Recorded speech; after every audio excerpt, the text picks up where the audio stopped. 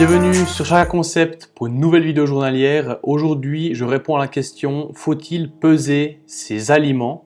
Donc, faut-il quantifier ses aliments, ses apports alimentaires sur la journée? Premièrement, pourquoi peser ses aliments? Pourquoi tout peser? C'est simplement pour avoir un contrôle total sur nos apports alimentaires. Donc, on sait, maintenant il y a des calculs, il y a plein de choses, des calculateurs, etc.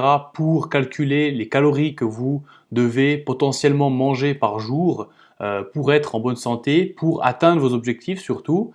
Donc si vous voulez perdre du poids, on vous dit tout à coup: ah voilà, il faudra que tu manges 1600 calories.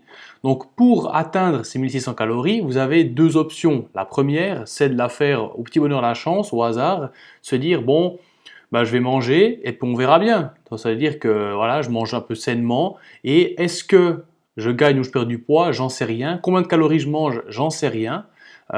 Du coup, au bout de quelques mois, vous voyez si vous êtes à la baisse ou à la hausse au niveau de votre poids. Mais toutefois, vous ne savez pas vraiment où vous vous situez, vers quelle direction vous pointez. La deuxième option, ça sera donc de calculer ses calories, de quantifier ses apports, de se dire: voilà, il me faut tant de riz, il me faut tant de pâtes, il me faut des œufs, il faut tant de viande, tant de tofu, tant de légumineuses, etc.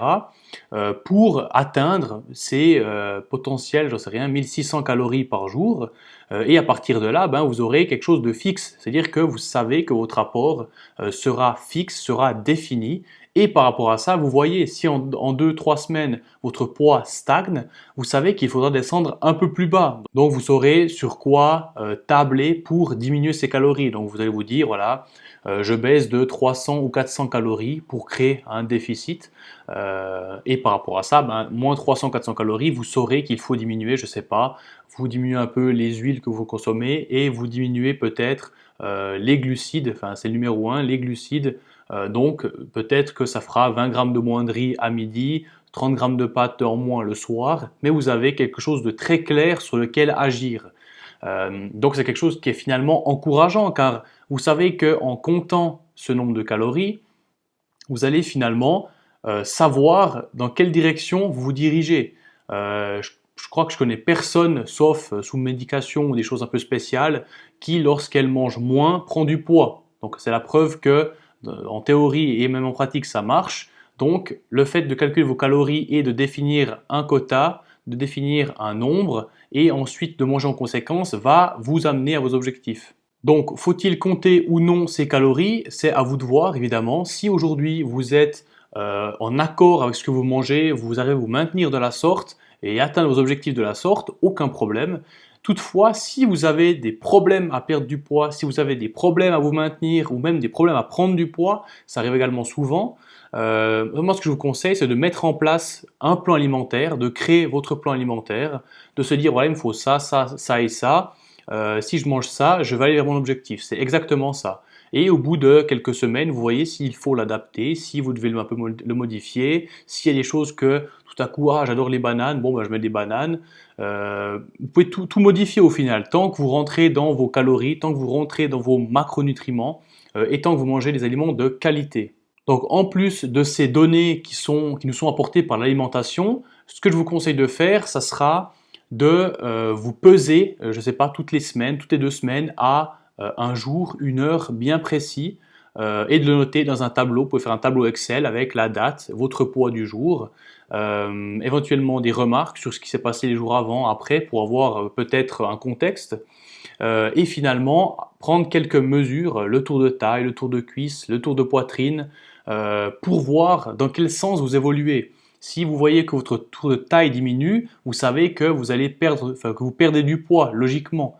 Du coup, ça va être des facteurs, enfin, ça va être intéressant de prendre toutes ces données au final et de les noter pour voir une évolution. Évolution qui va être premièrement signe que votre programme fonctionne, que vous vous dirigez vers votre objectif, mais également ça va être très motivant de vous dire: voilà, ben, en fait, je mets en place des choses et ça marche. C'est quand même génial. Et dans le cas où ça stagne, vous diminuez un peu les calories et vous voyez votre poids et votre tour de taille descendre par exemple, et vous dites: ah, mais ça marche vraiment bien. Et grâce à ça, vous aurez toutes les cartes en main pour ensuite rééquilibrer votre alimentation, pour ensuite vous stabiliser, etc. Donc je pense que dans le cas où vous avez une problématique avec la nourriture, avec les quantités à manger, avec votre poids qui fait le yo-yo, je vous conseille honnêtement de passer par une étape de comptage, je ne sais pas comment on appelle ça, de comptabilisation des calories. En fait, tous ces points, vous les retrouverez, j'ai écrit un article par rapport à ça qui aura, c'est toujours sur la même question, sur la même trame environ, mais il y a 2-3 choses que je précise plus dans l'article que dans la vidéo et vice versa. Du coup, si vous voulez juste compléter les infos que je donne ici, vous pouvez les regarder dans l'article, ce sera peut-être un peu plus clair et peut-être le format écrit vous correspondra mieux. Donc je reprends, vous pouvez vous créer un tableau d'équivalence, ça veut dire que vous savez que vous devez manger, je ne sais pas, 100 g de riz cuit à midi, et vous pouvez faire des équivalences avec d'autres sources de glucides, donc vous pouvez mettre, vous pouvez vous dire 100 g de riz cuit, ça équivaut à tant de grammes de pâtes cuites, ça équivaut à tant de grammes de polenta cuite ou de quinoa cuite, et comme ça vous pouvez switcher entre les sources de glucides typiquement, sans forcément devoir passer par des tables ou recalculer avec un compteur de calories, etc. pour voir ouais, c'est quoi l'équivalence, etc. Donc ça va encore une fois vous faciliter la vie et vous permettre de varier, donc prendre du plaisir potentiellement lors de vos repas. Voilà, c'est tout pour cette petite vidéo, j'espère qu'elle t'aura aidé. Si tu as des questions, tu peux évidemment me les écrire sur les différents réseaux. Et je finis par rappeler que si tu as des sujets de vidéo, tu peux me les proposer également sur mes réseaux ou par email.